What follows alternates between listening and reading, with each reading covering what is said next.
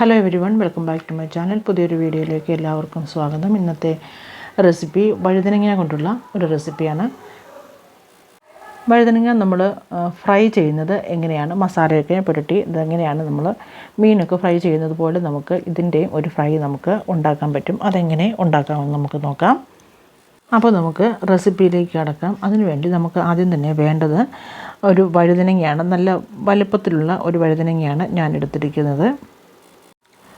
അപ്പം നമുക്ക് ഈ വഴുതനങ്ങ നമുക്കൊന്ന് മുറിച്ചെടുക്കണം. അത് മുറിക്കുന്നത് എങ്ങനെയാണെന്ന് ഞാനിപ്പോൾ ഇവിടെ കാണിക്കാം. അത് നമുക്കിതുപോലെ ഒന്ന് അതിൻ്റെ ആ സൈഡിൽ നിന്ന് വട്ടത്തിലൊന്ന് ഇങ്ങനെ മുറിച്ച് മാറ്റാം. എന്നിട്ട് നമുക്ക് ഇതുപോലെ വട്ടത്തിൽ നമുക്കൊന്ന് മുറിച്ചെടുക്കണം. ഇതുണ്ട്, അതിൻ്റെ ഒട്ടും നമ്മൾ കനം ഒത്തിരി കുറഞ്ഞു പോകരുത്. ഇച്ചിരി കനത്തിൽ തന്നെ വേണം നമ്മളിത് മുറിക്കാൻ. കണ്ടോ, ഏകദേശം ഒരു 2 ഇഞ്ചോളം നമുക്ക് അതിൻ്റെ തിക്നെസ് ഉണ്ടാവണം. അതുപോലെ ഒത്തിരി നമ്മൾ കനം കുറച്ചരിഞ്ഞു കഴിഞ്ഞാൽ നമുക്കിത് ശരിയായിട്ട് ഫ്രൈ ചെയ്യാൻ പറ്റില്ല.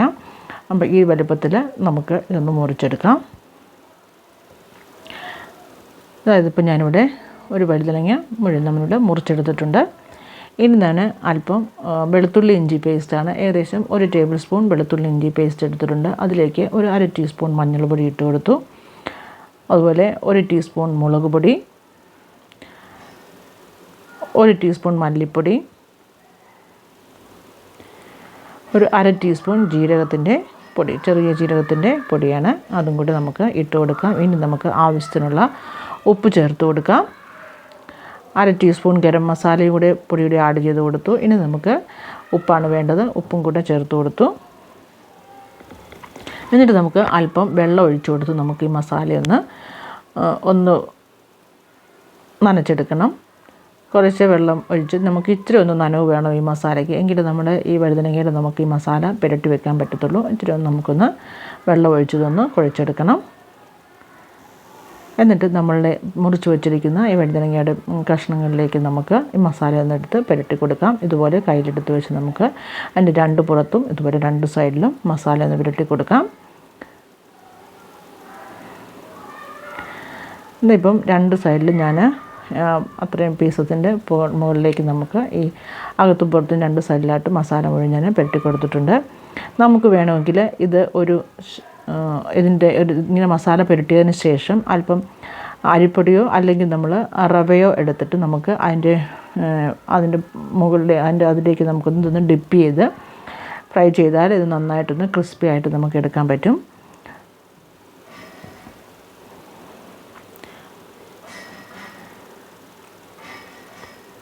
ഇനി ഇതുണ്ട്, എല്ലാ മസാലയും പിടിച്ചിട്ടുണ്ട്. ഇനി നമുക്കിതൊന്ന് ഫ്രൈ ചെയ്തെടുക്കാം. ഇതുപോലെ ഒന്ന് ഡിപ്പ് ചെയ്ത് കൊടുക്കാം.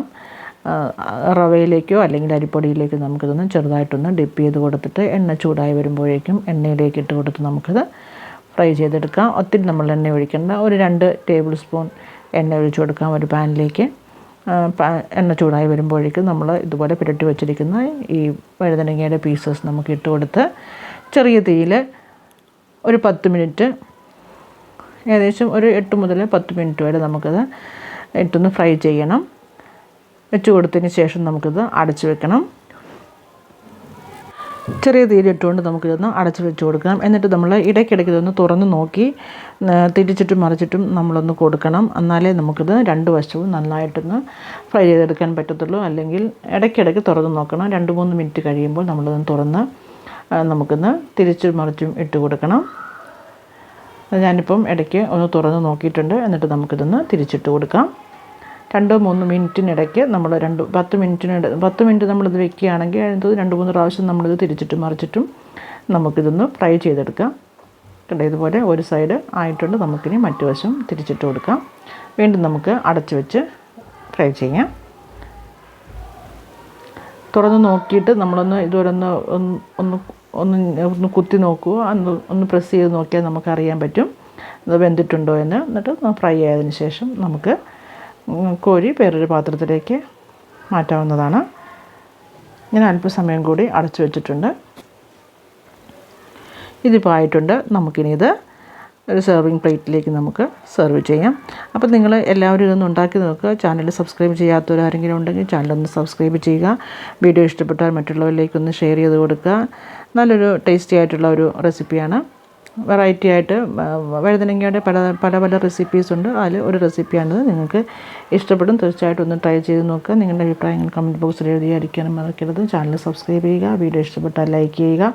ഇനി മറ്റൊരു വീഡിയോയുമായി വീണ്ടും വരാം. അതുവരെ എല്ലാവർക്കും നമസ്കാരം. Thank you for watching. God bless you all.